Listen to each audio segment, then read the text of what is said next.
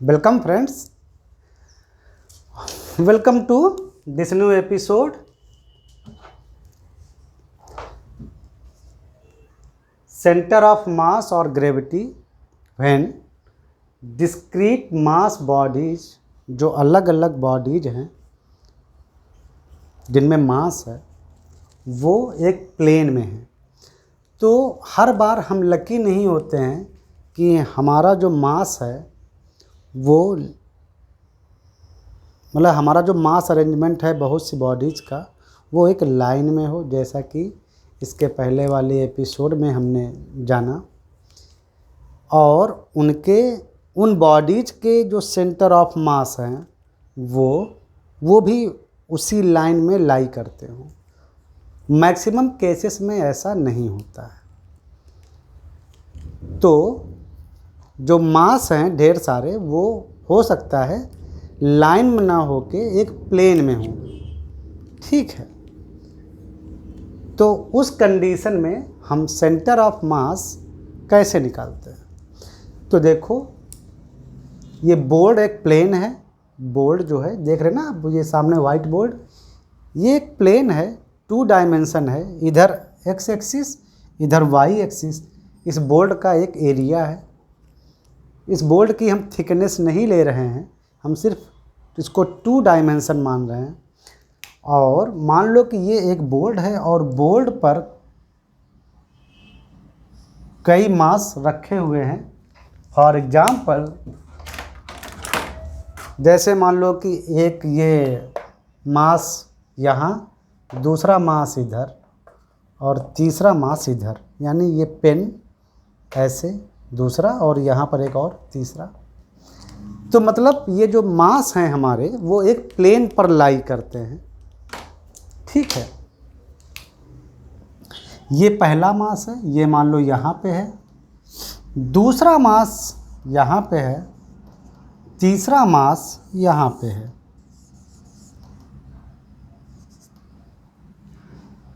ये 3 मास हैं और ये प्लेन में है। जैसे ये बोर्ड है, ये मास प्लेन में है। जैसे ये एक बहुत बड़ा मैदान है, मान लो ये बहुत बड़ा एक मैदान है, हम आकाश से देख रहे हैं, स्काई से वॉच कर रहे हैं। ये एक बहुत बड़ा फील्ड है। यहाँ पर एक ट्रक खड़ा है, यहाँ एक बाइक खड़ी है, यहाँ एक बस खड़ी है या साइकिल खड़ी है, ऐसा। और वो सब हम अगर स्काई से देखेंगे तो हमको लगेगा कि बस, साइकिल, मतलब ट्रक, बस, साइकिल। एक और आइटम ले लो, ये ऑटो ले लो, ऑटो। तो ये सब हम अगर आसमान से देखें, स्काई से देखें, तो हमको लगेगा कि ये एक प्लेन में है, मतलब उसी फील्ड में, उसी मैदान में। मैदान क्या है? मैदान 2 डायमेंशनल है। वो एक प्लेन एरिया है तो उसको बोलेंगे 2 डायमेंशनल। तो बिल्कुल उसी तरह ये समझिए कि ये 4 मास हैं और ये प्लेन में है। अब इस प्लेन को डिस्क्राइब करने के लिए 2 डायमेंशन चाहिए। तो इस साइड को मान लीजिए आप एक्स एक्सिस और इस साइड को वाई एक्सिस। जानते ही हैं आप, 2D पढ़े हुए हैं। और ये हुआ ओ ओरिजिन, जहाँ से हम ऑब्जर्व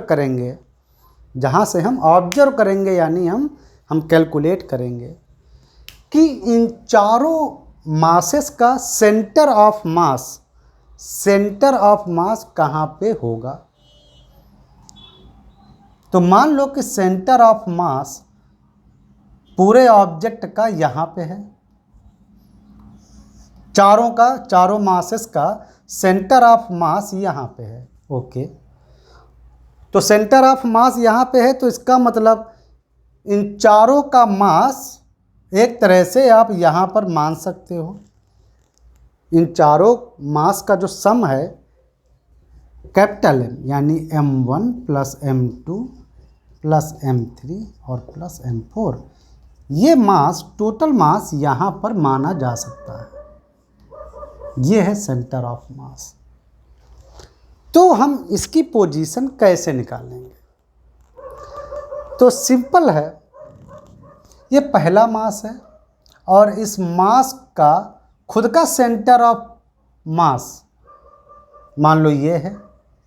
भाई मास कोई बॉडी हो सकती है, उसका खुद का एक सेंटर ऑफ मास होगा, वो मान लो यहाँ पे है, इसका नाम C1 जो भी है। और इसकी इस एक्स एक्सिस जो आपने ली है, जहाँ से आप ऑब्जर्व कर रहे हैं, उस ओर आप एक्स एक्सिस ले लीजिए और इधर एक परपेंडिकुलर वाई एक्सिस ले लीजिए। तो इसका कोऑर्डिनेट इसके इस बॉडी के सेंटर ऑफ मास का कोऑर्डिनेट मान लो x1 y1 है। x1 y1 का मतलब ये है कि x1 मीन्स वाई एक्सिस इस डायरेक्शन से यहाँ तक की दूरी ये है x1, और y1 का मतलब x एक्सिस से इस पॉइंट की दूरी, यही तो y1 है, ये x1 है और ये y1 है। जानते ही हो आप, कोऑर्डिनेट जियोमेट्री में थोड़ा बहुत तो नॉलेज होगा आपको। M2 ये मान लो दूसरी बॉडी है, इसके इस बॉडी का खुद का एक सेंटर ऑफ मास होगा, वो सेंटर ऑफ मास जो पॉइंट है उसके कोऑर्डिनेट मान लो x2 y2 हैं। तो x2 y2 का मतलब आप समझ रहे हो कि यहाँ से ये हुआ x2 और यहाँ से ये हुआ डिस्टेंस y2। ये M3 इस M3 बॉडी का सेंटर ऑफ मास होगा, ये इसका कोऑर्डिनेट इस एक्स वाई एक्सिस में मान लो है x3 कामा y3। तो x3 मतलब ये डिस्टेंस x3 और ये डिस्टेंस y3, और ये हुआ पॉइंट M4 बॉडी के सेंटर ऑफ मास का। इसका कोऑर्डिनेट मान लो है x4 और y4। तो x4 का मतलब यहाँ से ये डिस्टेंस x4 और यहाँ से ये डिस्टेंस y4, यानी जो y कोऑर्डिनेट है एक्चुअली वो x एक्सिस से डिस्टेंस बताता है, और जो x कोऑर्डिनेट है तो वो y एक्सिस से डिस्टेंस मतलब बताता है।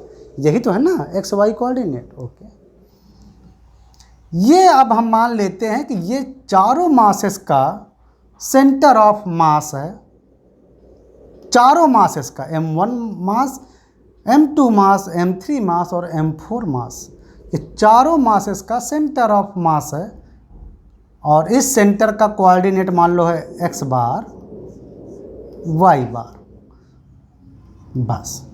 तो यानी x बार होगा ये x बार होगा, और यहाँ से ये होगा y बार। यह है सेंटर ऑफ मास के कोऑर्डिनेट। तो अब हमारी जो बॉडीज हैं वो एक प्लेन में रखी हुई हैं, 2 डायमेंशन में। तो बिल्कुल हमने अभी फार्मूला पढ़ा था एक सिंगल लाइन के लिए कि अगर बहुत सी बॉडी, इसके पहले अब पढ़ा था ना हम लोगों ने कि अगर बहुत सी बॉडी x एक्सिस पर रखी हुई हैं लीनियर मासेस पर, लीनियर लाइन में, तो फार्मूला था m1 x1 plus m2 x2 plus m3 x3 plus m4 x4, ऐसा ही कुछ देखा था हम लोगों ने, डिवाइडेड बाय टोटल मास, या कह लो sigma mi xi divided by total mass. वह टोटल मास जो है वो सभी जो बॉडीज हैं सब या सभी मास हैं उनका सम, यही अभी हम लोगों ने पढ़ा था। तो यहाँ पर हम कोऑर्डिनेट के टर्म में लेते हैं। तो कोऑर्डिनेट के टर्म में मतलब x बार यानी सेंटर ऑफ मास जो होगा चारों बॉडीज का, उसका x coordinate x bar equal to, हम यहाँ पर जो सेंटर ऑफ मास लेते हैं वो एक्सिस के रिस्पेक्ट में लेते हैं, एक्सिस के रिस्पेक्ट में, यानी हम y एक्सिस से जो डिस्टेंस होती है पॉइंट की वो तो है x कोऑर्डिनेट। तो x कोऑर्डिनेट आ जाएगा आपका पहली बॉडी का मास, पहली बॉडी का x कोऑर्डिनेट, या कह लो कि वाई एक्सिस से पहली बॉडी की दूरी, ये x1 ही है ना, ये देखो देखो जैसे पहली बॉडी है m1, तो इसकी y एक्सिस से डिस्टेंस कितनी है, ये उसका x कोऑर्डिनेट यानी x1 प्लस m2 सिमिलरली दूसरी बॉडी का मास प्लस दूसरी बॉडी का x कोऑर्डिनेट, m3 तीसरी बॉडी का कोऑर्डिनेट और m4 इसी तरह चौथी बॉडी का कोऑर्डिनेट। और भी हो तो very good, divided by m1 plus m2 plus m3 plus m4 means सभी बॉडी का मास का सम।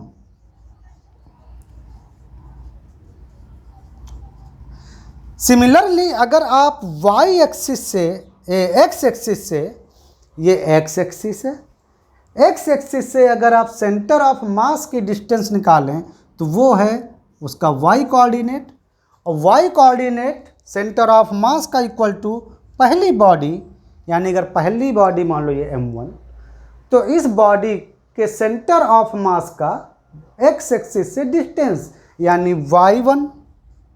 सिमिलरली दूसरी बॉडी m2 जहाँ आपने लिया हो ये, इसके सेंटर ऑफ मास का x एक्सिस से डिस्टेंस यानी y2 कोऑर्डिनेट। सिमिलरली तीसरी बॉडी और उसका x एक्सिस से डिस्टेंस, ये कोऑर्डिनेट क्या होते हैं, कोऑर्डिनेट एक्सिस से डिस्टेंस बताते हैं, x कोऑर्डिनेट y एक्सिस से डिस्टेंस बताते हैं और y कोऑर्डिनेट x एक्सिस से डिस्टेंस बताते हैं। तो बिल्कुल उसी तरह सिमेट्री के बिल्कुल देखो तो सॉरी y और ये टोटल मास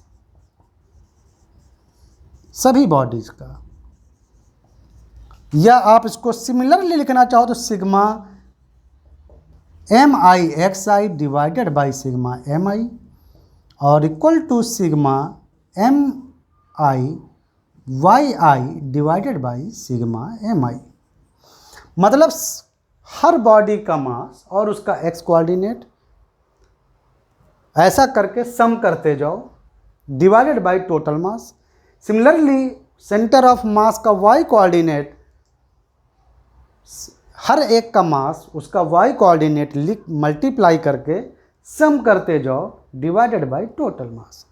तो ये हैं सेंटर ऑफ मास जो होगा, सेंटर ऑफ मास यानी ये कैपिटल C, इसके कोऑर्डिनेट। तो अगर बहुत सी बॉडीज एक प्लेन में सिचुएटेड हों या हों, जैसे m1, m2, m3, m4 ऐसी 4 बॉडीज हैं जो प्लेन में हैं, जिनके मास हमको पता हैं। प्लेन मतलब x y प्लेन मतलब से डिफाइन होने वाला, प्लेन मतलब एक एरिया टाइप प्लेन एरिया, उसमें रखी हों तो उन बॉडीज़ का सेंटर ऑफ मास उस प्लेन पर कहाँ होगा वो हम इस फार्मूले से निकाल लेते हैं। बहुत सिंपल फार्मूला है, उनके कोऑर्डिनेट निकाले जाते हैं। तो x बार मतलब बताता है कि y एक्सिस से उसकी डिस्टेंस और y बार बताता है x एक्सिस से सेंटर ऑफ मास की डिस्टेंस। रियल में देखो तो इस पॉइंट पर कोई मास है नहीं रियल में, लेकिन ये पॉइंट का बिहेवियर ऐसा होता है जैसे सारा मास इसी पॉइंट पर रखा हो। ये बिहेवियर कैसे होता है वो हम जब इसके फोर्स, इसका मोमेंटम, ये सब जब हम पढ़ेंगे ना कि कई बॉडीज पर फोर्स की स्टडी कैसे करते हैं या कई बॉडीज पर एक साथ मोमेंटम की स्टडी कैसे करते हैं, तो ये सब जब हम जानेंगे तब पता चलेगा कि इसका बिहेवियर कैसा होता है।